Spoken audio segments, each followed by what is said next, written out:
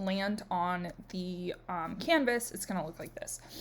If your item has like a password, make sure you toggle this to browse, and that way you can enter the password. With browse, you're going to be able to click on things and navigate the site, and then you can simply hit back to comment to be able to leave a comment. And to leave a comment, you'll just click on an item and add a comment there. The other thing that I want to show you, so let's put a sample comment here.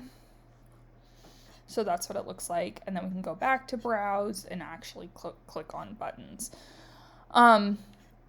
So the other thing that I want to show you is the responsive section. So you can look at what the website looks like on different devices. So with mobile, you can also come up here and look at different options as well.